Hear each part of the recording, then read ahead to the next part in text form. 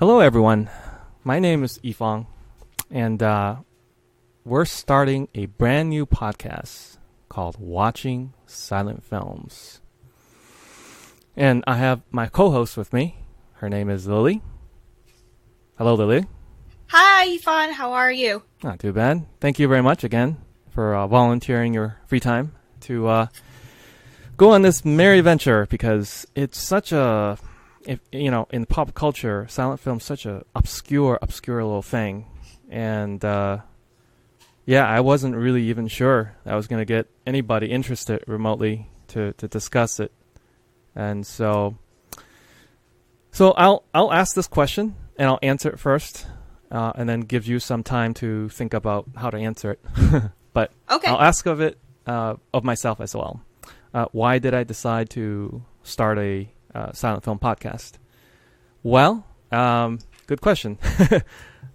I decided to start this because I'm an avid podcast listener myself.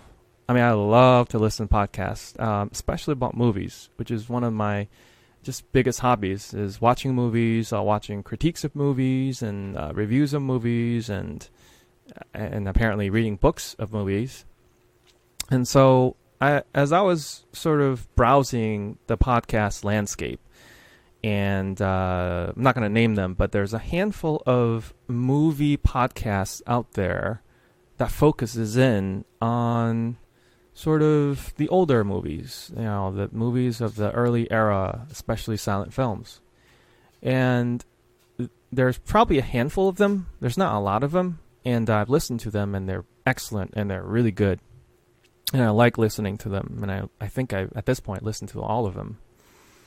But I kind of still like the way that the modern movie podcasts are done. So if you've listened to any modern podcast films, or sort of film reviews, film rewatch, a lot of those podcasts are kind of just conversational, just kind of the way we're doing it right now, which is a couple of what I call average Joes, and, watch the movie and we kind of just talk about it. And that's kind of the norm of a lot of movie podcasts out there.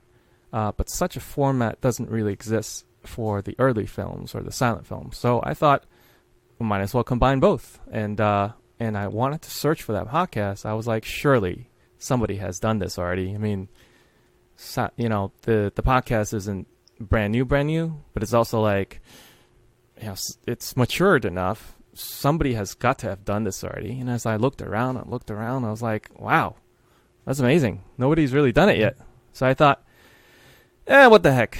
Let's try it out and see what happens. So you are kind of listening to a grand experiment of the first order, where I just want to figure out and see if it'll even work. So that's the reason I wanted to start this podcast. Keep it casual, keep it conversational, and occasionally dip into the snoppiness and snootiness that is often the traits of many other serious, quote-unquote, professional, podcasters who it tends to veer that way for early and silent films. And we'll get to many of those reasons why very shortly. How about you, Lily? What was it that made you decide to what I call suffer this incredible, well, it could be boring if you're not into silent films? Well, I actually I started doing theater stuff about 10 years ago now, when I was a senior in high school. So when I went to college after, that was my major. I only took about one film course, and, it was cool. I learned a lot of neat things about film. But only after that I've been done with college, I joined a film program and it's made me want to know more about the stuff that happens behind the scenes. Because I did acting, but I'm also a stage manager. So it's kind of, broadening your world a little bit. So I happen to be looking for just film gigs on the side when I saw the posting for your podcast, and I was really intrigued because I'm like, I actually don't know a lot about silent film myself, but doing our research, I've really grown an appreciation for what the pioneers did back in the early, 20s, the early century. It's amazing what, we have now thanks to them. Absolutely. Yeah. It's like I don't know if it's a adage or an old saying, but somebody said something along the way of your current success is built on the shoulders of giants or something. I'm sure there's a Wikipedia or some Google, history of when the phrase came around. Mm-hmm. But it's true. Modern filmmakers have a lot to thank for that they may or may not even realize that a lot of those techniques in filmmaking now were pretty much matured, I would say, by a lot of it depends on your perspective. Some people say 1910s, 19-teens, sometimes they call it, or 1920s, and surely by that, even prior to when sound came around in the late 1920s, for the silent, and when the silent film era pretty much ended, at least for the Americas, that's when all the techniques, film techniques, have matured, and after that, there's simply nothing new under the sun. Mm-hmm. Of course, there's many people that could debate that, endlessly. So, but yeah, one of the things that I really want to bring to the table from the get-go in the context of description, sort of describing and watching silent films, but also just to discuss it, is the notion of context. And I call context is king because I would imagine that if you're trying to read a classic, let's say just for literature, you're trying to read like Odyssey, when Homer, the Homeric works, when you're trying to read those things, and you're like, well, I'm trying to read it, no matter what translation you use, and you read it with today's modern eyes. Well, I guess a lot of it still works, but I'd say there are probably passages of it that doesn't work because you're trying to view this seminal piece of classic work through modern eyes. There's got to be some bits and pieces of classical literature where you got to figure out what the context is for that. Like in those olden days, what does river Styx mean, and what does crossing over, the afterlife look like for those people, and why do they have to pay a coin to somebody rowing the boat, and all that stuff. And if you don't know that context, and you're trying to judge this work based on your, I guess, you don't have this full context of when that work was published, or you don't realize that back then Homer had to do sort of oral tradition. Not a lot of things were written; they were just orally. People memorized the entire story and told it using their own style, and so every sort of orator would have his own version of the same story. So, anyways. So context is king, meaning we got to know what the context of when these films, silent films, were before we even start sort of, peeling back what they are. And so that's why I kind of want to take us through very quickly. I know time is really short. This is probably the longest podcast starting out compared to the rest of the other ones we're going to do, which, might just focus on one movie, and we'll give our take on it. But today we're gonna go through a series of shorts at the early dawn of cinema, and we're gonna go through them as quickly as we can. But it'll probably be the longest because we got to provide some of these context beforehand, and that's where we go from there. So. So before even these films started in the 1800s and 1900s, way back in, even before 15th, 16th century, like a lot of people they had desires to make sort of some motion recording appear live, to be in motion and animation. And have you ever seen the movie The Illusionist with Edward Norton? I actually haven't, but I know exactly what you're talking about. Yeah, so that film painted a picture of what kind of people enjoyed prior to films or even available as a piece of entertainment. The people love to just view variety shows and stages, and they enjoyed opera. They enjoyed sort of magic tricks. A lot of magicians. A lot of vaudeville too. Vaudeville was evolution, came out of all those things. Kind of like a variety shows. What we know now today is like the closest thing, if you even the more recent history, is like those talk shows, the Conan O'Brien's, Leno's, and Colbert. Well, that's the modern stuff. But if you rewind even further, there's stuff like the Johnny Carson's, and then you rewind even further. There's a bunch of variety shows around that era, and that concept of the variety show started way back in the day, before the pre-recorded medium, as it were, or recorded medium, came to existence. People love to just go to the stage. I mean, if you are a small town, whether in America or international, somewhere else, you may have some sort of a town hall. They may or may not have a stage, and then you've got entertainers that may be passing through. And sometimes it was carnival. Sometimes it was circus. Sometimes it was a variety of things.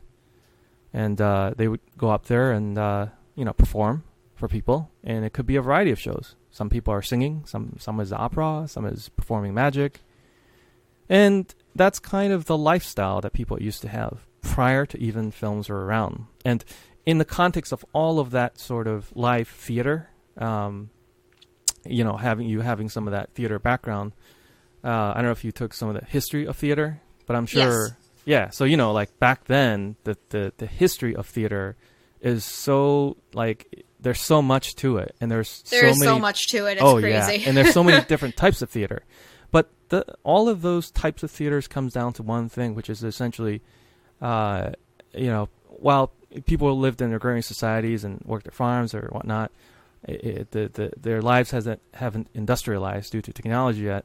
They still desired to have some form of entertainment. So even if they had a long, hard day labor at whatever they were working on the farm or somewhere else, and at the end of the day, they want to go somewhere and drink something, whatnot, and just be entertained. And that's where that stage and those players came out, and artists and all those things. That's where sort of the whole notion of live theater. Of course, live theater goes way back in the Greek and Roman days. We don't go that far. But far enough that around, the 15th, 16th century, people started to doing more magic-oriented things, and they often will incorporate things like magic lanterns, carousels, phantasmagoria. Some of those products have sort of hardware where you spin around sort of this circular contraption, and inside of this circular contraption would be a picture that would kind of be a flip book, except it's, there's probably like 10, 20, hundreds of frames, depending on how big the contraption is. And as it spins and you look through a pinhole, it will look like something's animated, whether it's somebody dancing or what's very common is like a horse. A horse running. Yeah, exactly. But that was like many, many years ago. And the whole concept of sort of magic and the whole concept of a show in magic that tends to blend projection and sort of this notion of, potentially it could connect you to some sort of, like this spiritual realm. I mean, people didn't know it then because they were starting to explore science and the apparitions. So some of them got freaked out and they thought it was, real, like, apparitions and ghosts and those things because they didn't understand technology, right? Yeah. But that's kind of where all of that started to become popular, I guess, in their more normal day-to-day. So it goes way back, hundreds of years, and finally by the 1800s, 1820s, 1830s, somebody finally invented still photography. You thought about how still photography was created? Because obviously, without still photography, you don't have motion pictures, right? Mm-hmm. So, do you know a little bit about how still photography, how photographs, the analog, not the digital ones that we know now today. Yeah. But the original still photography and how films and all that stuff comes together? I don't think I ever learned anything like that. I mean, I can visualize the man holding I don't even know if it was gunpowder or just the stuff that would burst enough light to get the image, but I don't know. Yeah, so I would love to learn more. Yeah, so high level, it's really complex and long, but in interest of time, we're gonna go very, very high level, and essentially, an analog photograph, is a chemical process for recording an image after a light has made an impression on it. Very high level. So you know how like you can take a magnifying glass and focus the beam of a sun to burn something. Maybe not an ant, but just in general, you can make that burn. And then, or if you focus that glass enough, it actually can make an impression of what was in the glass itself. Or like, for example, if you look at the storefront and the storefront that's facing the sun, and you've got some literature or books on there, and then in time, every day the sun shines on it, and things fade, right? What was a really brilliant book of color red, for example, and that red book is on display, day after day, and give it about a month or something, and that fades. It's no longer red. It's like brown or dark, right? So the sun itself, the sunbeam, that's why we can't look into the sun, right? We'll be blind. Well, the sun's really powerful. That light beam that comes into on Earth, shines on Earth. And so what happens is that some of these engineers in the early days of industrialization thought, oh, well, what if we could capture some of that and make an image out of that?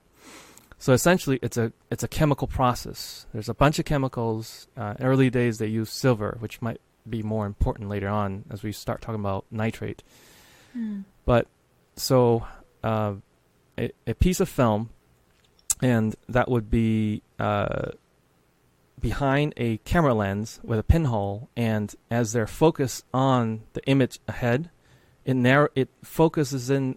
It allows the light to bounce off of the image in front of the camera, and it imprints that entire image into the camera, not into the camera, but then it focuses that light into a film base, and that layer beyond that, there's a thing called emulsion, and the emulsion is inside of the emulsion basically is a bunch of chemical crystals, and that crystal gets changed when you shine a light on it long enough, and that the bunch of microscopic crystals changes into a shape of the picture itself. So high level, that's what still photography is. Wow. In its inception, it has always been a chemical process. So that's why in the beginning, somebody has to stand there for 10 hours for that image and the light to imprint that picture, as it were, an image of what was going on in front of the pinhole lens, and imprint itself into still photography. And of course, over time, 1830s, 1840s, 50s, many inventors have improved upon the process to the degree where you don't have to stand there for hours. It went from 8 hours to 6 hours, 2 hours, and so forth and so on. And of course, the emulsion chemicals slowly improved. What was something that could fade even the picture, after the crystals are done, and after they take the picture, they have to take that film negative and process it, right, like in a dark room. And then afterwards, it's because, and that's the reason why it needs to be a dark room, because they don't want other types of light to alter the crystals in the emulsion.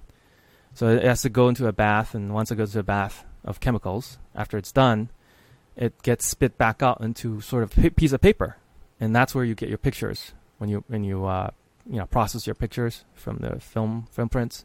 It takes the images that capture it in the emulsion and makes there's all these terms, negative and positive. It kind of sometimes flip-flops, but anyways, so that's kind of high level what the still photography is.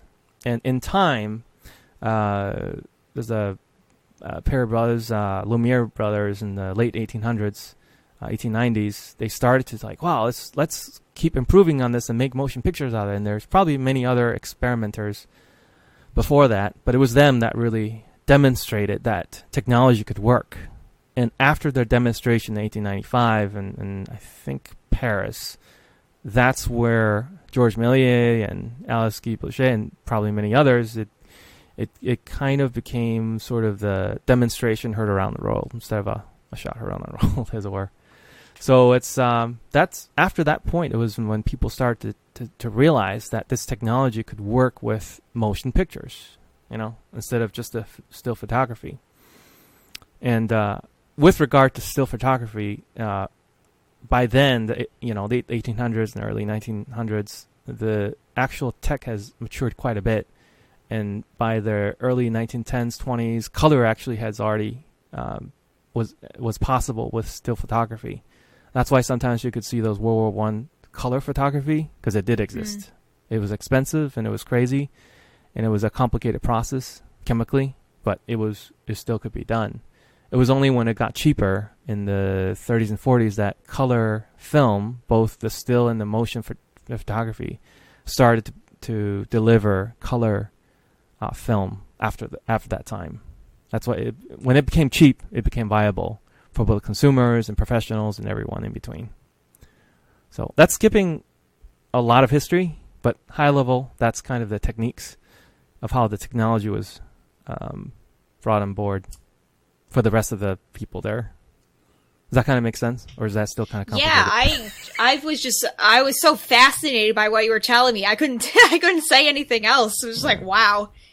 See, this is what I'm excited to learn about all these silent film. I get to gain knowledge of something I really don't understand. And, I'm just so fascinated learning all this stuff. Because, still photography back in the day. Well, of course, wow. Now it's all digital, right? I know, because now it's all digital. It's so different. Decades. Yeah. But back in the day, that's what it was. It was, and it still is. If you're desirous of getting into analog film, it's largely a chemical process. And of course, the chemical is more portable. It's less, harmful to humans and so forth. But in early days, it's probably not good for humans to be touching all those things. Yeah, I wouldn't think so. Yeah. But anyways, so high level, I am sure, some of that I may have glossed over real quick, but yeah, there's just so much to it. Even just that in and of itself. You could do multiple podcasts on still photography, as well as the technology of motion pictures. Oh, yeah. And that's why they have those technical awards, right, at the Oscars. Not just the acting and directing and editing, which is the most popular, but there's all these other technical awards that, like, nobody pays attention to, I don't think. The mass No, audience. I don't even think they put them on TV. I know. But it does exist. Yeah. Yeah. So that's kind of how the technology works, is that you've got to have this medium that is capable of recording what we're about to watch, right? Because without it, it doesn't get retained. And if it doesn't get retained, we wouldn't have had access to it, and we wouldn't even have known about it, except through somebody's, authorship through books or journals, historic records, and that's it. So I'm glad that somebody had created this so that we can look back on it, and if you can retrieve it, restore it to modern times. So that's pretty cool. Just like learning. I didn't know a lot about that myself. I knew some of these terms that people threw around, but after kind of doing some deep dives into, why the film, actual physical film, is the way it was, and also how Lumiere's took what those still photography people did and improved upon it, where instead of waiting for hours, it was just a real quick light exposure on the film and emulsion to retain the image.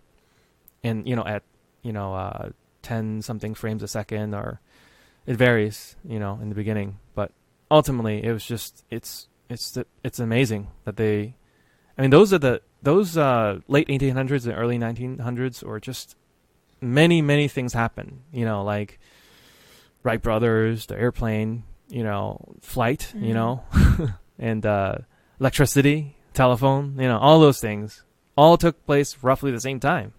Yeah. In addition to film. Film was one of the many, many things that came out of that huge industrialized time.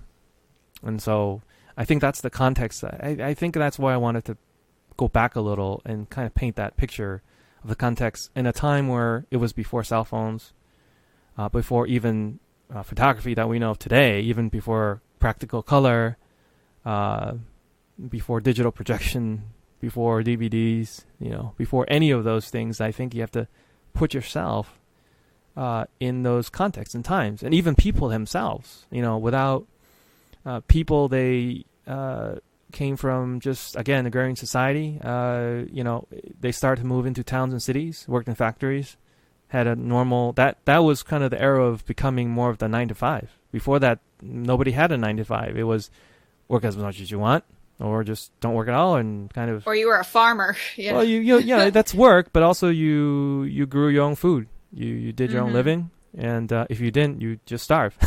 So, yep. like that kind of, and with factory jobs, you clock in, clock out, and you don't have to like milk a cow at 8 o'clock at night or make sure other things are going on at 6 o'clock in the morning. It gave people more disposable income, but also more free time to enjoy things like entertainment. Whereas back in the day, it was just limited. It was just like probably maybe a handful of times throughout the week they could see those traveling acts coming through their town, but it wouldn't be like every night if they wanted to. Whereas the move towards industrialization, I feel like made sort of the masses accessible to some of these, with the disposable income, but also just the ability to even have time to have entertainment that they have now, especially nowadays compared to before. So, but that's only been around for a couple hundred years if you really think about it. Prior to that, nobody had all this time that we have now. You had just you worked all day just to survive. So, anyways, that's kind of the context I'm gonna give it, so that when you're watching it and you're seeing some of the part of the film, early film, any film, but film in the early era is fictional, but it's also a lot of it is fictional, but some of it is documentary, but a lot of it captures. It's a time capsule of the history of what's going on in that time, and also some of the behaviors of people.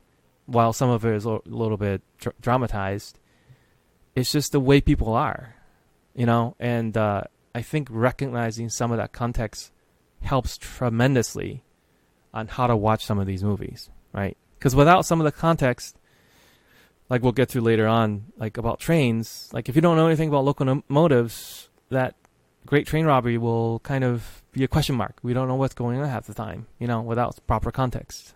You know what I mean? So context is king, and I'm not gonna do that every single podcast, but I feel like we ought to at least need to establish that. Yeah, establish it, give us its due, so that we know what era we're in before we start, exploring or ranging around the actual specifics of that time. Now, finally getting to motion pictures, there's a term called nitrate, and nitrate essentially has that silver in there that is kind of combustible and flammable. And so, like in the way that the film is made in the early days, they had pieces of some again, everything's a chemical process. Some of the chemical process for motion picture in the early days is a nitrate cellulose process that would, if you're not careful and it catches fire.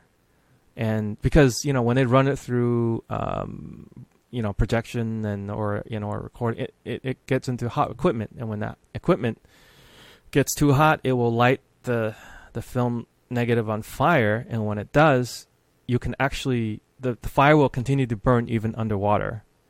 So there were many instances where people died in both the making and, well, not less making, but at least the showing of the movie. Imagine going to watch a movie in a theater and the whole thing goes aflame, where you couldn't even extinguish it because it continues to burn underwater, right? Because it's a type of chemical it is. Yeah, that's why nitrate. Chemical. Yeah, that's why that nitrate is so. You have to handle it with care. After the 1930s and 40s, they had a protective, fire-resistant type of celluloid. After that, and that's when things started to no longer have that problem. But before the era of time, most of the early days, that used to happen a lot. And that's why, because there's this nitrate chemical that will catch fire, and that will.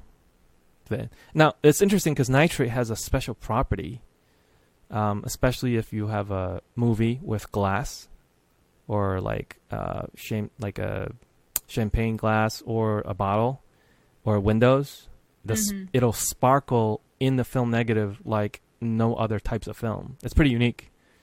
Don't know if we're gonna get into it in some of these shorts we're gonna watch today, but later on you will start to see why it's so special, especially if you can see it in person with real film.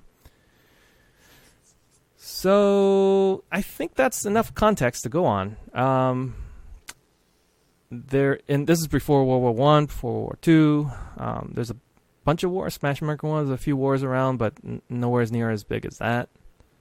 And let's just keep going. So I will post this link in our sort of site where we're going to gather all these podcasts, and so people can kind of follow along as they're listening to this, and later on they can also watch this.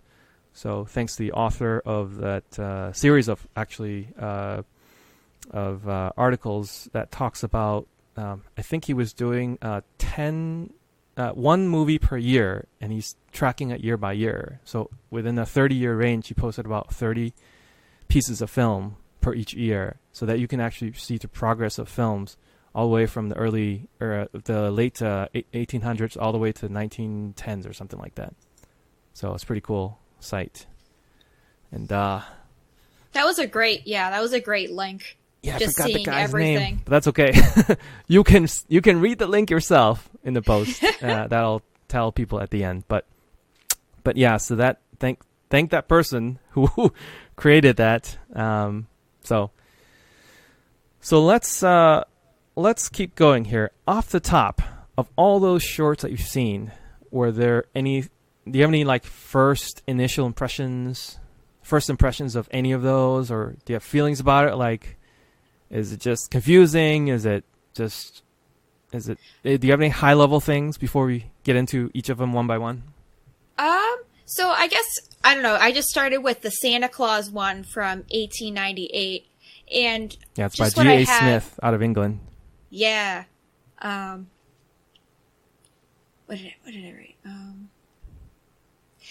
Just what I wrote is, we know ahead of time it's going to have sound, but it's still, for me, the initial shock of complete silence without even hearing the clicking sound of the gears rotating to make the camera work made it all that more incredible as to how far we've come, especially with film. Yeah, that certainly was just the first thing that got to me. I was like, wait, it is silent. There's nothing there. Yeah, except that and as we go along, I will be kind of discussing more about each of the myths of the silent films. If you Google around beyond that short that was linked in the page, there are many versions of Santa Claus, but also many versions with music. I don't know if you've poked around a little bit, and it could be more than one track. Yeah. So the desire has always been to attach music to silent films. So basically, silent films were basically never silent.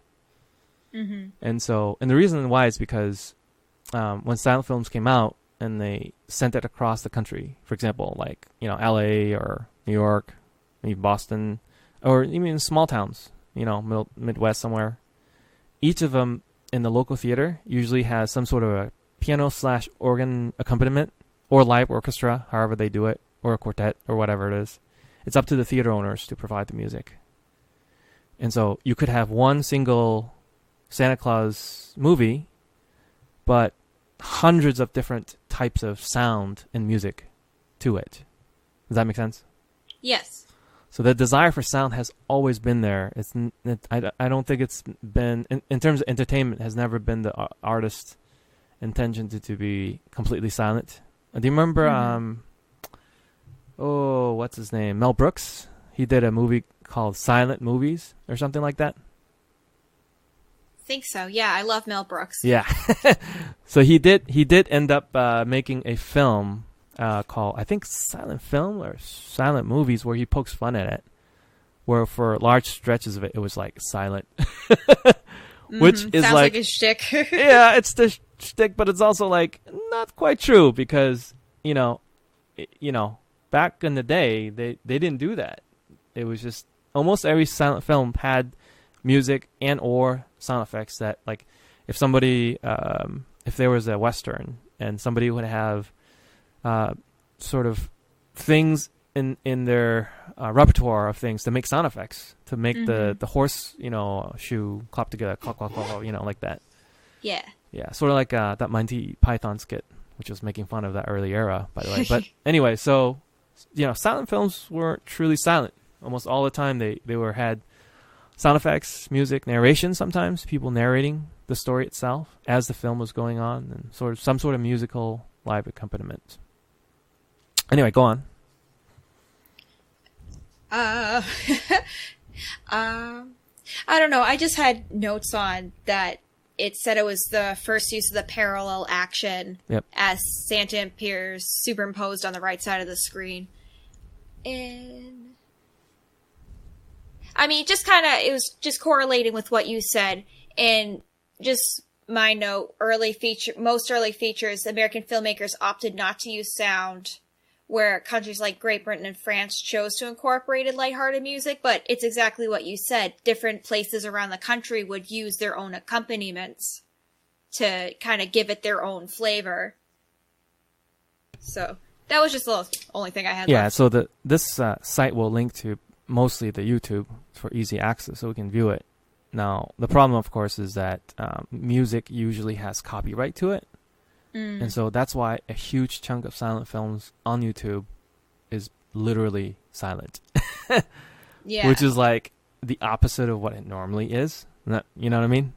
So if you see shorts, whether on this list or any other sort of movies moving forward, there is likely many versions of the same movie with sound or different sounds or different music tracks.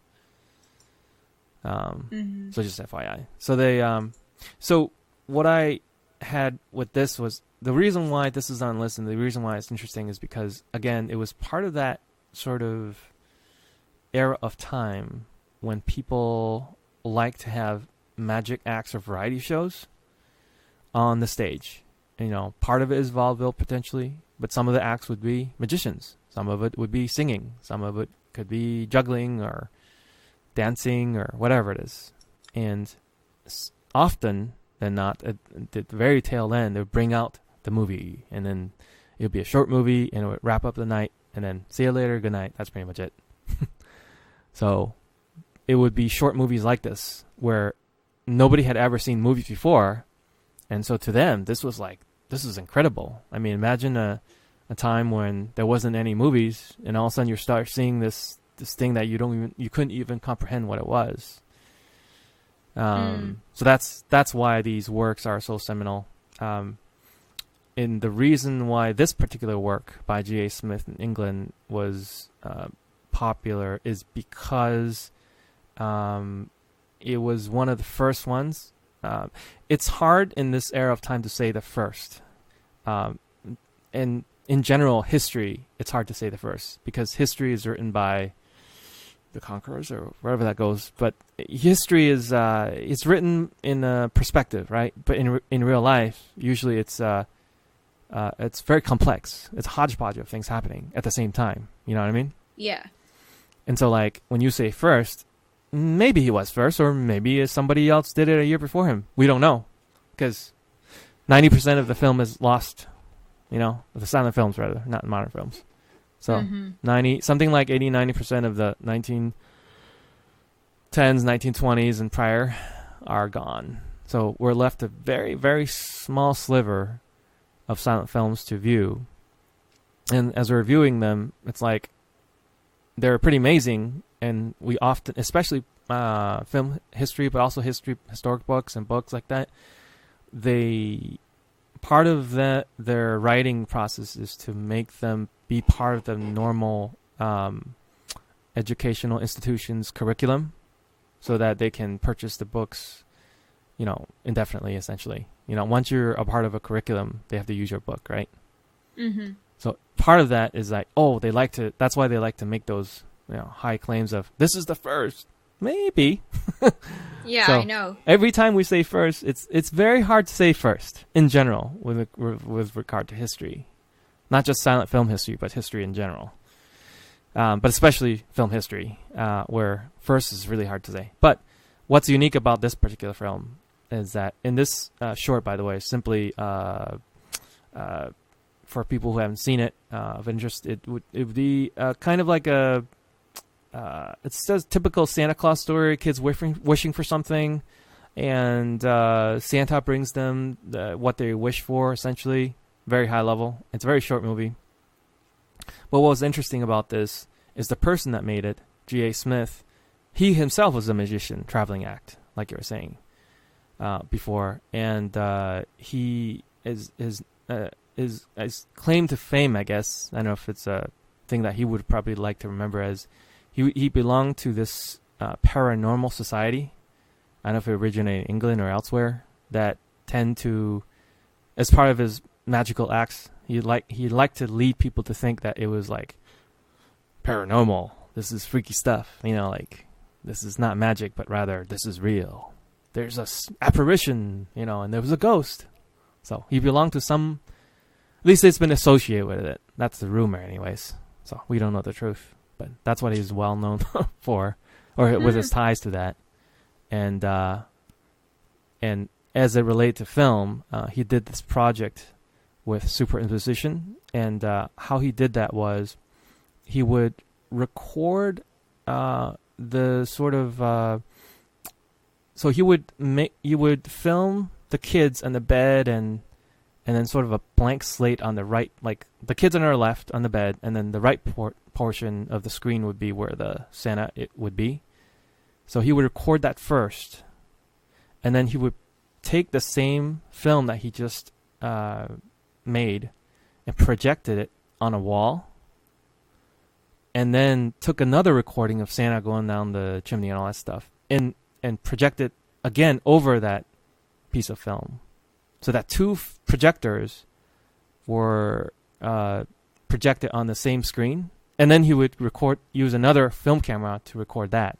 So that's how he did that superimposition. You know what I mean? Wow. Does that make sense?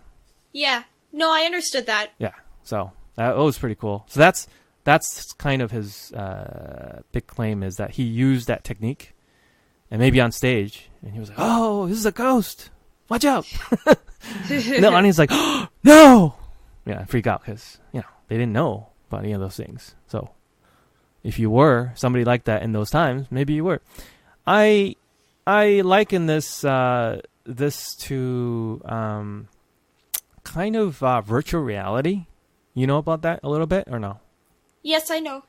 So like VR or augmented, both the augmented reality and virtual reality. Augmented reality is when you're plugging sort of, if you take a phone camera and you're pointing at something, it's trying to add something to that live feed. So if you got a camera and you point it at, if you're, let's say if you're traveling somewhere and you're in Amsterdam and you're on a bridge and you pointed that camera at the bridge, well, that augmented reality app potentially, I think it's probably now more mature, but it'll point out which restaurants to eat, as you, I think Yelp does it too. But anyway, so that's an example of augmented reality is, use an app, you open the camera lens, you look around. As you look around, the app will point out which geographic spots is like the best place to eat, the best place to visit, gives you some pictures. An example of augmented reality. Virtual reality is like usually is a big pair of lenses, headset that you put over your head, and your eyes, both of your eyes are overwhelmed with these tiny LCDs that you have to stare at, and it creates this illusion of 3D that supposedly transports you somewhere else. And so VR nowadays, how do you feel about VR, of what you know of it? I know it's getting very big lately. I don't know too much about video games. I'm always impressed by what's out there, but I didn't even know about the LEDs in the face mask that they just stare at. All I know is it's getting pretty big, and it's getting really popular. Yeah. The reason I bring that up is because this is kind of how people viewed technology back then. So if you and I, we lived in, around the 1900s, and we were trying to figure out film, that's probably what they said. We heard about this. It's growing pretty big, but I don't know what it is exactly. And so that's, I think, the correlation I wanted to make and draw some parallels, is that modern technology with virtual reality is exactly how the filmmakers back then were doing it. Like the way that a lot of our entrepreneurs and people who are using VR tech, first of all, there's many standards. There's no one single person owning the market right now. And beyond that, there's probably no less than 15 or 20 types of technologies for VR and even holograms. And people are trying to experiment with it, right? Some people are trying to bring video games into it. Some people are even putting movies into it, like 3D movies. So you can watch 3D movies inside the lenses. And some people are, doing medical stuff. Like they're trying to use surgery using that, right? Yeah, I've heard of that too. Yeah, and so there's many practical uses for it. But ultimately, it's a Wild Wild West right now. People are trying to use something with it. And maybe somebody will tell a story with it one day. Sort of like, I'm likening it to kind of like Star Trek, the hologram, where at least for Star Trek Next Generation, there's a thing called the holo novels, where instead of reading something, the person can interact with the characters in real time. You know what I mean? Mm-hmm. So I think it's one of those technologies. Nowadays, in modern times, we can draw parallels directly with films in the early 1900s, in the 20th century, or even the late 18th century, because it's how people viewed it. It's this like, wow, there's new fancy things coming out, and I don't know what it does yet, but it seems to have promises. And and then when filmmakers started telling stories with it, that's when people got hooked on it. And I bet you there will be a venue of VR when people start telling stories with it. There will be a new sort of there will be a new paradigm shift of entertainment, just like the early filmmakers are doing. Does that make sense? Yeah, that's actually a really interesting take on it too, because you're absolutely right. If they can figure out how to, especially for the video games, if they can figure out how to tell a better story with that, I think it'll definitely blow up even bigger. Yeah, absolutely. I mean, that's kind of the feeling of people then when they were watching this. Like, oh, it's kind of interesting. And that's kind of how we feel for a lot of VR nowadays. We see a lot of tech demos. They're really short. And certainly the movies on these lists are very short movies. And so it is of interest, of some level interest, but until they started to do longhand stories, what I call longhand stories, longer stories, people were just viewing as part of their normal entertainment, I guess. You know what I mean? Yeah, they're just like, oh, okay, that's neat. Yeah, but they still enjoy their own vaudeville, magicians, all the normal things they're doing. So anything else on this particular Santa Claus short by G.A. Smith? No, that was all I had for that one. Yeah, 1898. So the next year was 1899. There's a Maple Leaf Viewing. Shibata, I think, from Japan. Yes. What do you think of this one? This was one I couldn't. I don't know if it was just because of the quality of the film being just fairly dark and just aged, but I mean that's not a great excuse because you compare it to Santa Claus, which is a year older, and it just seems like better quality. I don't know. I just feel that part of it was missing because it mentions that there's a demon disguised as the princess, but the way to me, it seemed like they did a jump cut to the fight scene. So you didn't get that correlation that, oh, it's this person. So I was interested in watching it at first. Was like, oh, how did the Japanese do it? But to me, I was kind of, this is dumb. Which, I mean, that's not a great response, but I wasn't impressed by it when I thought I would be. Yeah, this is one of those VR tech things. That's why I wanted to use that as a parallel. Because, a lot of the times nowadays, in general, we tend to view that sort of technology as like, oh, that's kind of interesting, but they don't really get into it. You know what I mean?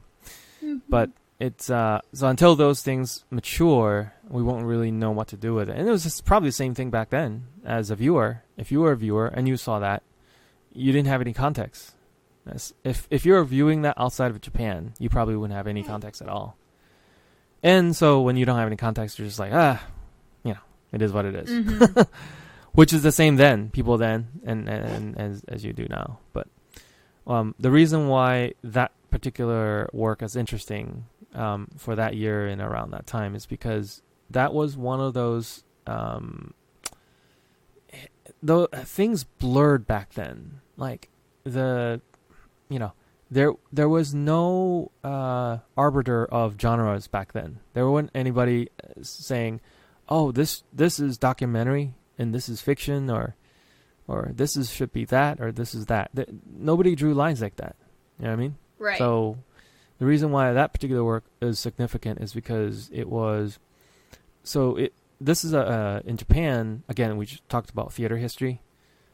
This is one of the theater types that they enjoy a lot of. It's called the kabuki theater. Yeah. Which you would often wear masks or just... It's very... It's its own style. Exactly. I know that much about it. Yeah. So the reason that this particular work is significant is because the actors themselves were the ones that filmed this as is. You were literally watching this performance, and he was very well known. Those actors inside of the short, they were so popular around that time in the late 1800s. Like, people would just pay so much money and just lines around the block just to watch them perform live in the theater. And that's why they recorded this, having this technology now, both for posterity's sake and just, it's a kind of a VR thing. Like, that's why I was drawing that parallel. It was a new toy, and they were seeing what it was going to do. And actually, he didn't want to show it because it may have affected his live performance. Like, why pay a huge amount of money when you can replay it, right? Right. So he was very careful not to show it until at least a couple more years later. I think he got sick or something and died, or somebody else took over the rights, and eventually they showed it, and it was tremendously popular. Yeah, I have a couple notes on Shibata. It said he passed away in 1929, and he was one of Japan's first filmmakers, which I thought was very interesting as well. Yeah, so this is significant because it's both a documentary and a fictional story.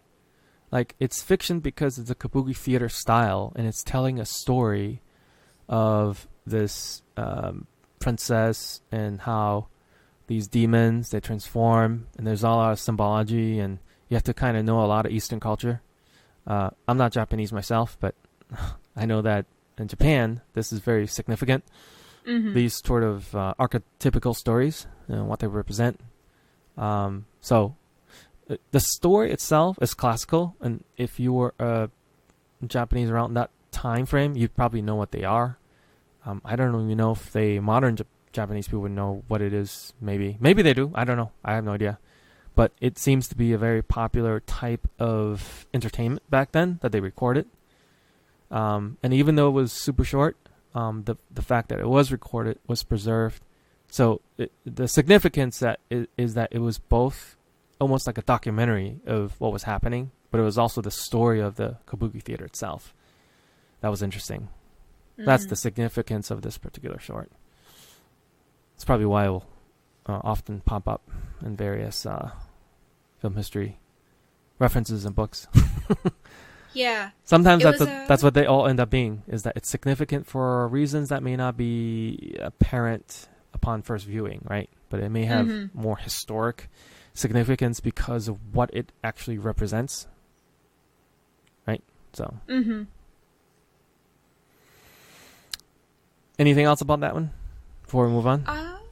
I thought it was interesting too that it said,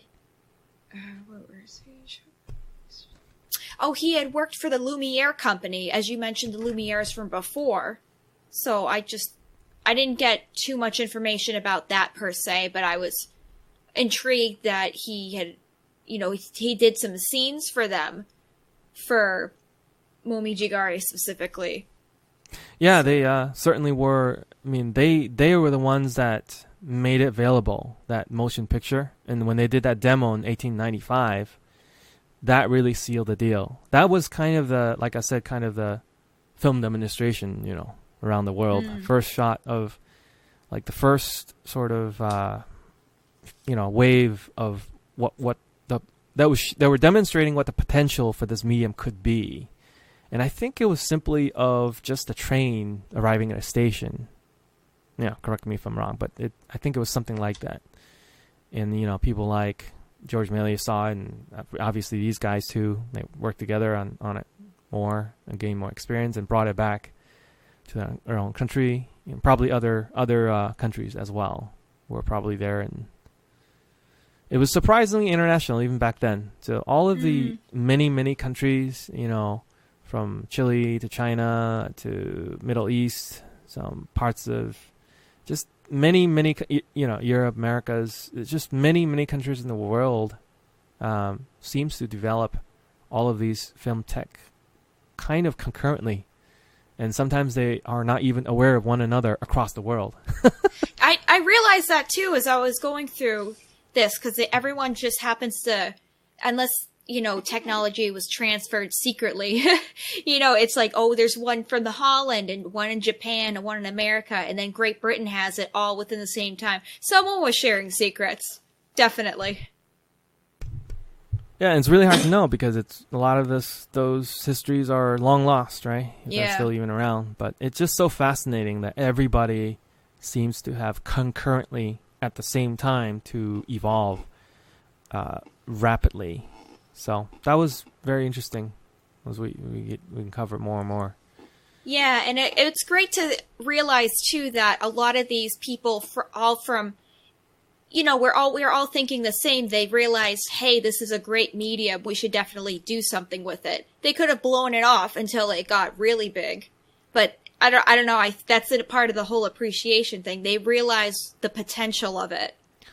I think it goes back to that example I just used for VR. Like, think about how many people are trying to invest it to make money. And I think that was sort of the lure of this technology back in the day. Was if you came from this whatever background you had and you were like, wow, this is the start of a whole new industry and I get to be in the beginning of making money. Like, they weren't thinking about all those other things that came with it. I think they were just thinking about this has the potential to make me a lot of money. Yeah. And so that's not a bad driver. I mean, that's what entrepreneurs are supposed to be doing. So that's why this is one of the key reasons why I love silent films, is that the entrepreneurship that and the skills and just the chutzpah, as it were, that you really need to bring a film to fruition from nothing, from no prior masters of filmmaking, no prior anything, from nothing technique wise to something. That's pretty incredible, to have all these sort of skills that you developed in a vacuum seemingly, and in time, of course, people drawn upon one another and slowly built up but the first, I mean, as first as you can get, the early days of these early filmmakers, I don't even know how they even thought of filming these things. It's pretty incredible. That's why I love them. 1900, the Enchanted drawing, Blackton, New Jersey. What do you think about this one? I thought it was really cute. It was just a fun, trick of the camera that brought the image to life. I didn't have too many notes on it, but I really appreciated this video just because it was fun and they wanted, I thought that they definitely wanted to see what they could do with the stop motion. So that was just kind of all I got out of it. Besides, I enjoyed this short film. I'm realizing what they're trying to do within this story as well. Besides make it fun, they're trying out new techniques to see if it'll work, and it did. Yeah. So this Blackton person, just like G.A. Smith, he often would perform like on stage live, and he would augment these film presentations as part of his act, I guess. But on top of that, he essentially is the father of film animation prior to Disney and stop motion pictures. So all those Ray Harrows? I forgot how you pronounce his last, but those, those like stop animation movies in the 60s and 70s. I forgot what the my brain is not cooperating today, but the one with the skeleton, Jason Argonaut. Oh yeah, I think I know that. Yeah, in all those movies, there's a whole bunch around there, and there's this really, really famous Ray Roundhausen something. I forgot his last name, but he like all those guys with stop motion and all the Disney animations much later on. This guy's certainly one of the innovators. I don't know if there's probably other people that innovated before him that we don't know about, but that's the reason why that's here. And if you kind of stop the short a little bit, you could see the cuts. So these early film, it was amazing because you could tell that the cuts are there, but because they didn't have any technology to make those seamless cuts like we do now, but they did their best, and it's pretty amazing that you did a cut and you could see that the drawing was changed, right? So when you see the cut and his hand was on top of the drawing board, now it's a little bit lower than the top.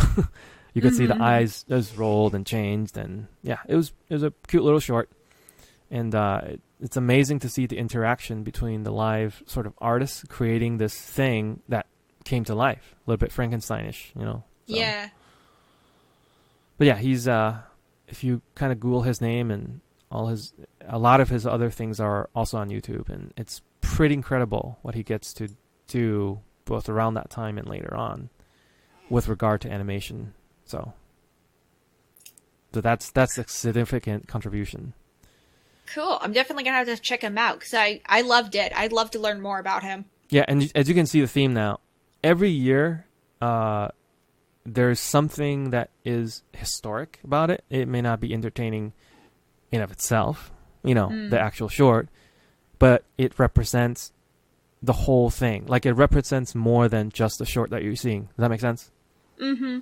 So that's why they're trying to make these highlights there. 1901, the Maasbrug, I guess it's a bridge in Rotterdam. It's by Nöggerath in the Netherlands, in the archives. Netherlands. I know one says Holland, one says Netherlands. Well, somewhere. The artists traveled back then everywhere. But anyway, what do you think of this one? I thought it was really interesting. I thought the clarity recorded was really good, especially for 1901. Well, they restored it. That's why. oh, geez. Like, if you think look I up, know that? If you look up I should have written this down, but the Netherlands has this film preservation. Oh, the eye, right? Yeah, exactly, the eye. Yeah, I looked them up. That was really cool. Yeah, so they're the ones that say any early, film negative and print, please bring it to us. We'll clean it up, and because it's historic and preservation, and they like that stuff, so that's good. So this is one of them. They preserve this, and this artist, he was known for recording things like this, slices of life, they call it. Another term is just called actualities, or things like that. It's kind of like a documentary that we know now today. Although, who was it? Oh, it's probably because I watched. So I watched Be Natural, the Alice Guy movie, the current 2019. Oh, good. How was that? That was amazing. We'll have to do a podcast just on that alone. But anyways, in one of them, Andy Samberg, right? SNL. Yeah. He said they were doing things back then that we're doing now, which is like, if you go on YouTube, you'll see like people just pointing a camera and recording whatever, like a bridge, people crossing roads. Guess what they were doing back then too. So it's so Same interesting thing. that there's these parallels of like what we're seeing on YouTube now, modern day, and what they were interested in looking at. They were just looking at slices of life, of how people were living their life. And what's beautiful about that is it's an era of time that's long, long past. People don't go out, like just the density of people that I felt was there. I don't know if we even have that until you're in the larger cities, and that everybody was out it was the parents, the kids, people who didn't work, people going off with their business. So yeah, I they're thought that was moving interesting. from work to home, catching up with friends, Exactly. Everything. Anything else? I think that was it. I was just trying to, when I was watching this video, I was getting kind of, just writing stuff down, even though it's another silent film, you try to imagine the horse hooves clopping on the cobblestones and the chatter of the crowds. I was getting really flowery with my descriptions, so.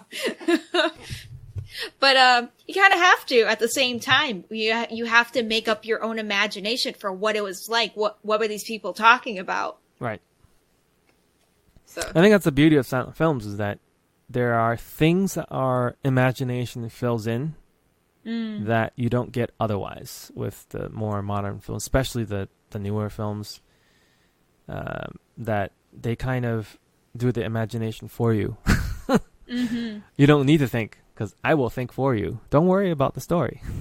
But anyway. Yeah, I agree. That's perfect. 1904, Westinghouse Works by Bitzer, Manhattan. Let's see. I have something there. Do I? Oh, there we go. So one of my favorite shots, I will admit I kind of skipped through this because it was just... It's pretty long, yes. Yeah, it was long. But one of my favorites was they did a sort of panorama shot of the interior. That might not be the right word. They seemed to fly across the ceiling. And I was just, asking, like, how do they move it from so high? I wasn't 100% sure if they were still doing the hand crank for each time it was filming. But that was probably my favorite shot because I don't know, I wasn't thinking, well, they don't have a Steadicam. How are they carrying it from the top of the building and getting this great visual? Almost as if it was on a dolly, nice and smooth. So I was super impressed by that. Oh, they could build those things, I think. There are many I would hope techniques. so. Yeah, I mean, there are many techniques that we know now. They already started back then. Tracks and tracking shots, but I mean, it was just more out of necessity and innovations rather than just like established norms. So that certainly don't have like the Steadicam that we have today, but in terms of techniques. I do have to say that we should describe in what these shorts are. I forgot to describe each of these. So the listeners may or may not know what we're trying to describe here, but that's okay. We'll just keep moving forward with this.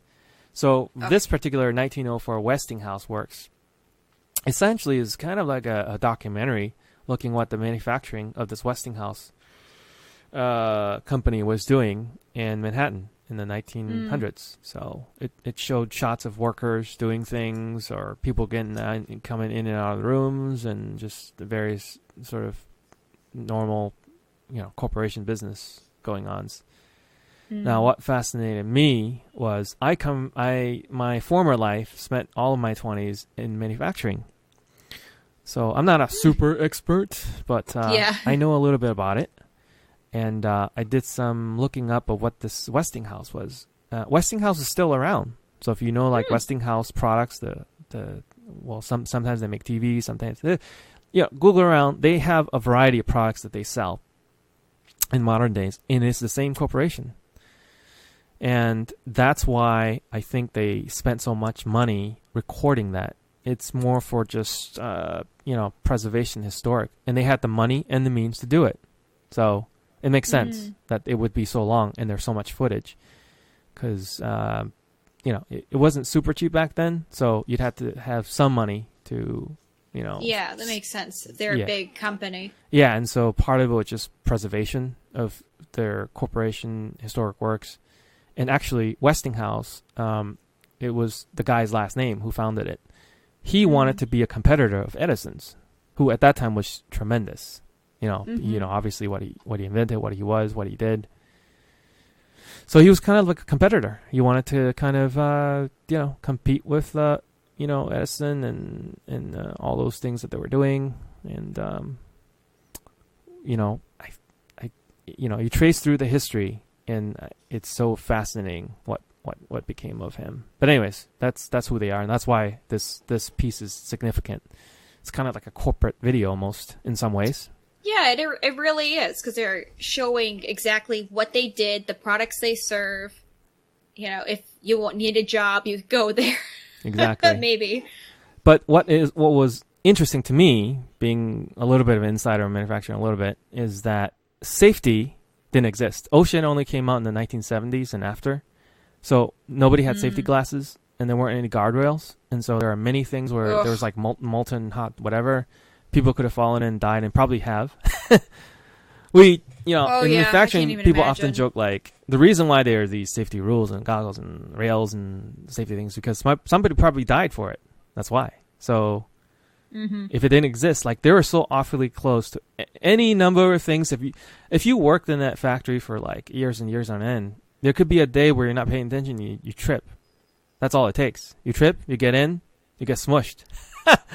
Your life is over. So. Oh yeah. Yeah, that was the most fascinating part to me. And I was literally like, oh man, just all these violations, safety violations it was crazy. But anyway, so that to me was fascinating from that perspective.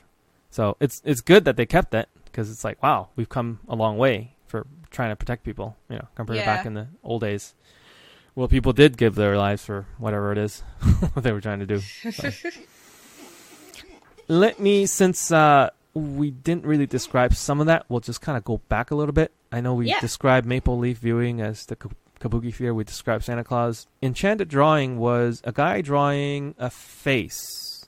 Was it a cat or something? I don't remember if it was some sort of... It was just a gentleman. Yeah, it was a face, and that sort of became animated as the artist was drawing him on the stage, on the canvas. That's kind of what that short was. And, he ends up drawing the man a hat, which comes to life, and the picture kind of reacts. And he's like, hey, wait, that's my hat. And then he goes to draw a bottle of champagne and a glass for him to enjoy. And then it also comes to life. And then the man and the image is just like, it says again, wait a second, that's my drink. And then it's just fun. He draws a cigar, then he's smoking the cigar. Yeah, and those are the jump cuts where you would stop recording at a certain point and joined it with another recording where the champagne came out of the drawing, as it were. So it's so interesting that they were already thinking about that. Many, many people were. It wasn't just one person, right?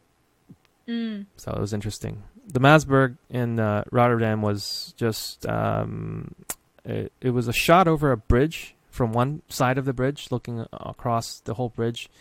And just people living their lives. I think we already described that too. All right. So I think that covers everything we have so far. On to the next one. 1905. It's called The Misadventure by Mullins, Netherlands. What do you think of this one? I thought it was a really cute comedy. And I enjoyed that they kind of seem to draw the film to be a comedy, if that makes sense. I thought it was interesting that everyone was made aware of the camera and a lot of them looked at it. I don't know if they would have had extras really back then because it was still so early for them. But everyone just knew about the camera. They're like, oh, what's that?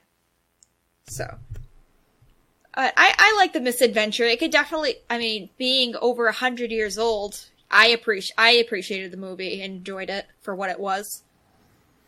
Yeah, did some research on this one too, and apparently this guy, Mullins, the artist, was likened to kind of Jackass.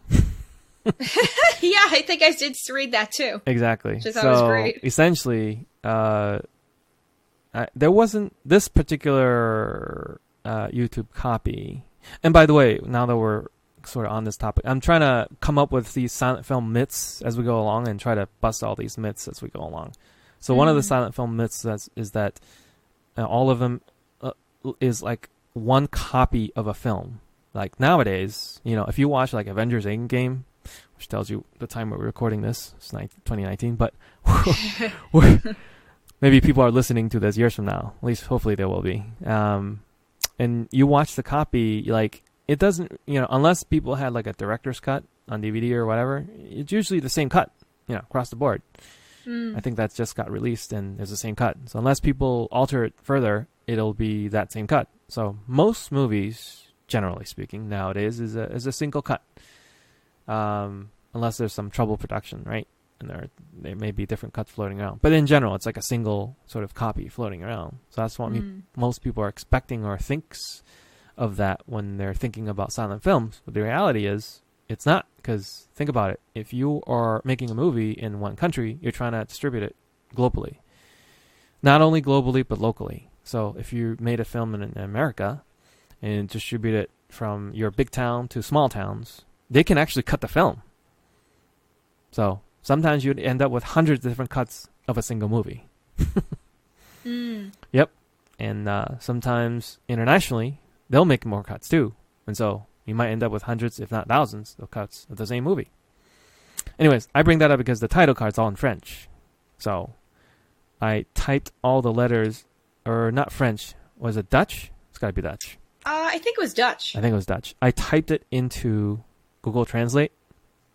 So I got all the intertitles translated using Google Translate, which is probably not accurate.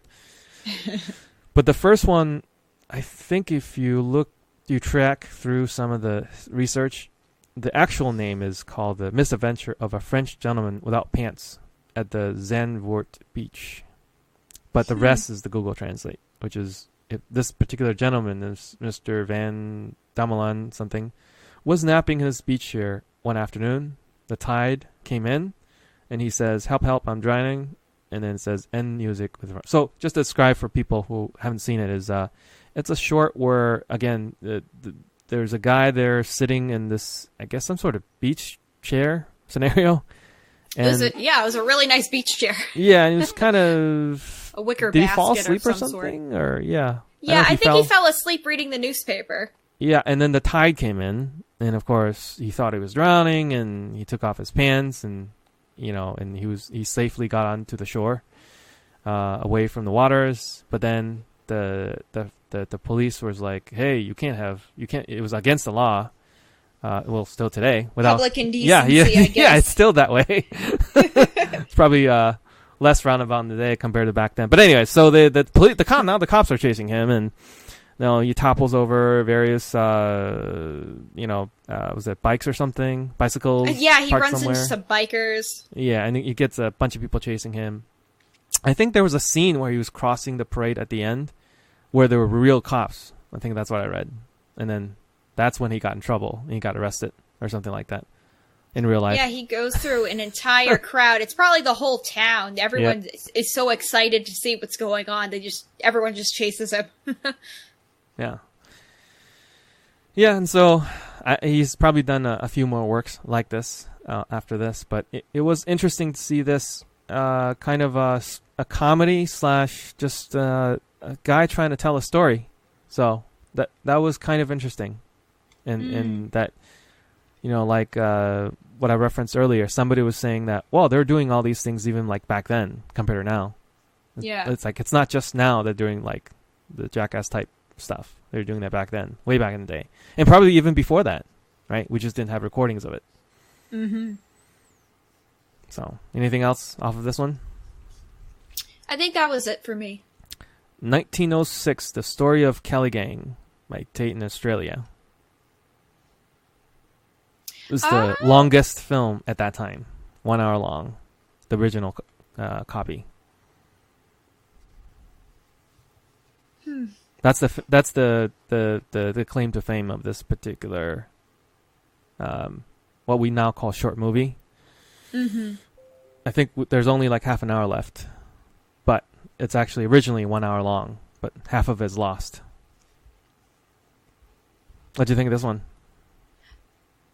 I thought it was interesting that it said for Ned Kelly, he really didn't live that long. Nope. I think I did the math. He was probably only 20 something. I think he was 26 when he died. Right.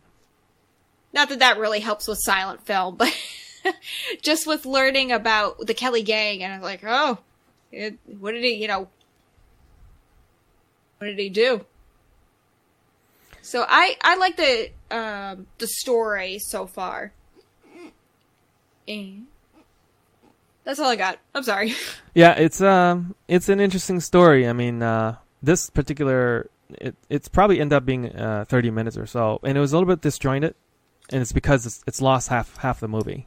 Originally, it was 1 hour long. That's why it feels really fragmented, right? And that brings me to another silent film myth, which is that they're complete. A lot of times, they are not complete anymore. You can tell when they're missing stuff too. Exactly. And sometimes they'll write in their intertitles describing what the action is, or sometimes they'll have still photography. So unfortunately, that's the only way they can fill in the gaps, because otherwise you wouldn't know how to connect from one scene to the other. So just FYI, while we're here, is one reel. You'll hear the term one reeler, two reelers, X number of reels. One reel is approximately 10 minutes if you run it at 24 frames a second. Now, of course, if you crank it slower, as you do with silent films, it'll run a little longer. So instead of 10 minutes, one reel is about 10 minutes, 24 frames. But if you do about 10 to 15 frames a second, it becomes more like 12 minutes or 15 minutes. So this would be something like 4 or 5 reel or something like that. So when you the early silent films tend to be described in terms of length as reels, describing their time. Interesting. That's good to know. Yeah, there's a common sort of terminology that gets thrown around when we're discussing sort of the length of time. But anyways, that's the significance of this particular movie, is the length. It's simply that it was the longest film that anybody had ever done that they are aware of. Right? There's probably others. Again, it's all lost. Yeah. But as best I can tell, this is what it is. And what's amazing about it is it held this coherent story up pretty consistently throughout. So it's interesting to look up the original sort of Ned Kelly and what they were about too. Just troubles. What the problem was. Oh yeah, so, outlaws. Yeah, outlaws. But anyways, so that's kind of the interesting thing about this film, and just all the different techniques that they used to tell the story, like the film language, as you can tell, and even the things that we've already covered are slowly being established, right? Like they're very rough. Like even the last one, the Misadventure, the French guy, like they're not the film language that we know today, film grammar, but it's getting there, right? You could see a lot of people just slowly traversing it towards this, goal. And again, that's why I drew that parallel to VR tech. People are just slowly, investing in it and figuring out what it can do and stretching the muscles and, making it work or not. Yeah, it's slowly getting a better clarity. What we're going to do is we'll probably, we'll just do one more. That 1907, Drennan performs the True Jiu-Jitsu from Alice Guy Boucher in France. And we'll hold off on Trip to the Moon and The Great Train Robbery for next week. Is that okay? Yeah, that sounds good. Because I feel like I took a lot of notes on those two, because they tend to be...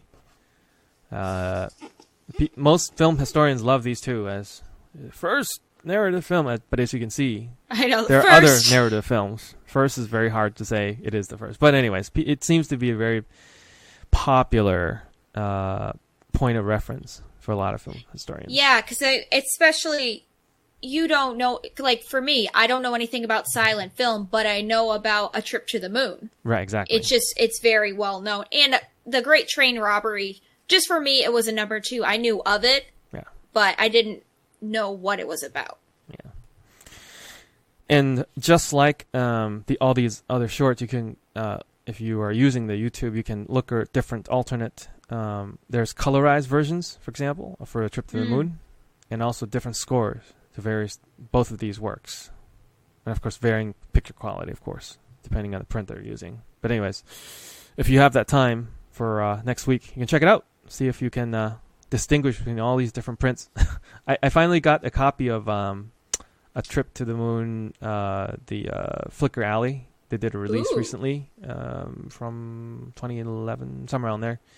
It's like the definitive release. So I think I'm done with it. I can return it to the library, because you can probably get it once I return it. I don't know if it's the only copy, but all of the same state, you can access the same catalog. you're aware, right? Yeah. So we'll just wrap up with this final one. 1907, Drenham, I'm probably mispronouncing this name, performs the true jujitsu. This is by Aleski Boucher from France. What do you think of this one? Just as we were saying before, it's probably not the first, but it's, it comes across as the first music video. Yep. It says it synchronized pre-recorded audio to video of the singers lip syncing. I thought it was a very cute little video, just showcasing audio with film. Right. In the early days. I don't really know what the true jujitsu is besides a martial art. Yeah, it's just trying to understand what he was saying. So the lyrics of the song is to replace the French boxing. We took the Japanese boxing. It is very convenient and better known. It is called a jujitsu. The other night I fall. It's probably not translated correctly. Hortense something. She puts herself in position to defend. She tells me, "You want to make me fall, but it's your mouth that will drink." Jujitsu. It's called. I dream of the beautiful a kick in the air jujitsu. The other day, passing the house, I see our members chatting, but they're so gossiping. Then I hear ball skin and horsehair. Suddenly, my deputy packs and says to another in the room, "Your politics, me. Do you see that makes me effect of this sweet wine? Jujitsu." And on and it goes. It's kind of long. But towards the end, it just talks about sort of like a relationship between husband and wife, and there's some sort of jabs about that. But the significance of this is the music, the sound, there is a. So just for, I guess, the listeners, this particular short is a guy on a stage who's performing a song, but you can hear the song, like it's synchronized. And the way that Aleski did this, Boucher did this back then, was he recorded his song first and then played it back on the phonograph, and then, or is it gramophone, one or the other, and then he lip synced it on the stage, right, and then filmed by the camera. So it's quite interesting. As the first, one of the first, maybe the first, who knows? But 1907, that's pretty early to get this tech synchronized. And the difference between this particular short and what she was doing, and the later on, I want to say the Vitagraph technology is that the Edison guys tend to record it on the stage live, so that it would sync a little bit better rather than record something, play it, and then have you lip sync to the audio. You know what I mean? Mm-hmm. That's the differences between the two. So what do you think after all this so far? And we'll leave the trip to the moon and great train robberies next week. I'm not even kidding. I learned so much, and I really appreciate how knowledgeable you are about, it's so obvious you love this, and I want to be able to go along this journey with you just so I can be able to appreciate it even more than I do now, just from, our notes and the basics. This is just a basic for me, just with learning. There's so much more to go from here, and I'm really thrilled to learn it all. Well, honestly, I didn't know a lot of this before, and what I did was I simply used Google and Wikipedia, and that's it. I like it. I like I said, I think in one of our prior conversations, it essentially is you are only, at least in my eyes, if you are only a true film nerd when you start reading books. That's like the line you cross, and once you cross that line, there's like no return. And of course, unfortunately, I had already read that Kevin Brownlow book that we talked about, As the Parade Goes By. Is it? Yeah. Yes. So there you go. That's the line of no return once you cross that path. It's a big book. It is. it really gives you a crash course, but also just how people treated it. It was just another thing that people used to make money and make a living. None of them foresaw what it was going to become. It is today. So that part was really interesting, and people just treated it like a job. And even if you made it very far, D.W. Griffith himself, he even treated it like with contempt. He was like, "Oh, what is this? This is," because stage back then was the ultimate art form, right? Or one of the ultimates. Like if you were on the stage, you did all the performances live, and people came to you. You had the instant response.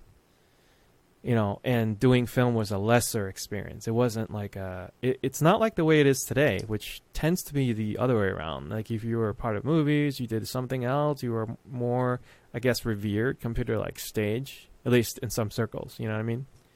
Yeah, it definitely depends on it's not so much popularity contest, but it's general interest. Yeah, and the whole nature of celebrity is so different back then compared to now. Then they really liked the celebrities of the stage people, which had more, I guess, was more well respected, I guess, compared to the what's this brand new thing. It's kind of like how we're treating VR people these days. Whoever's making VR content, we're like, okay.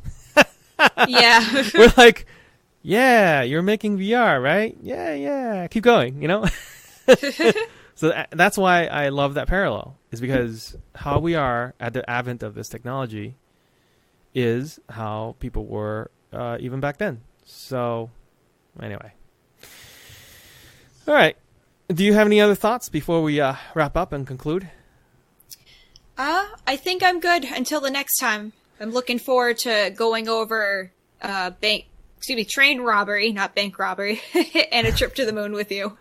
Yeah, it's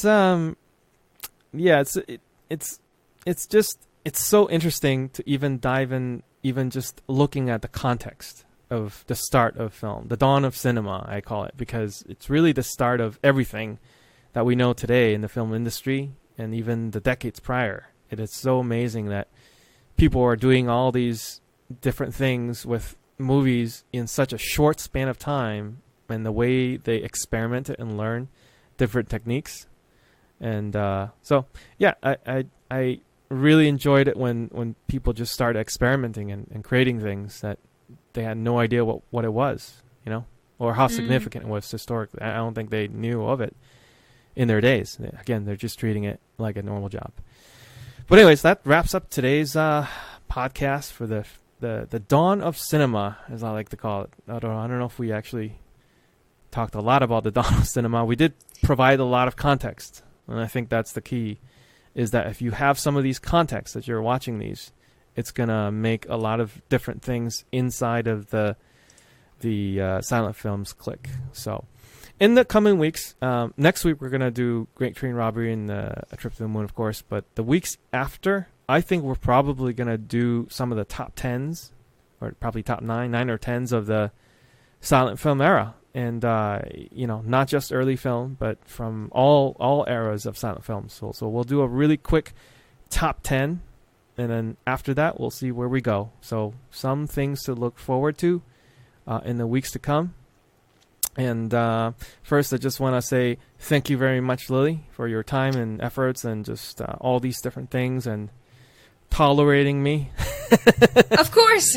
And thank you, Ifan. Yeah, no problem. So that concludes today's podcast. I just wanted to send people to where you can find out for more information about which links that I'm talking about and also different reference points. So I'll link a bunch of stuff under there. And you can find us in watchingsilentfilms.wordpress.com. Again, that's watchingsilentfilms, plural, .wordpress.com.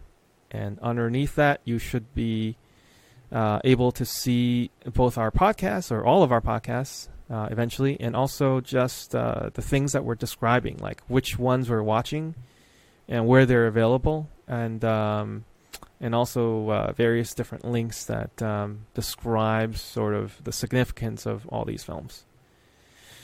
So that is all I have for this week. And until next week, thank you, Lily. Thank you for listeners. And again, I'll try to remember to say this every time, but if you wouldn't mind going to the podcast platform that you are using, whether it's the Apple Podcasts or Stitcher, SoundCloud, Google Podcasts, whatever it is, wherever it is you're finding us, please leave a rating and preferably a review so that other silent film lovers would be able to find this when they search for it and be able to enjoy this, same as you're doing now.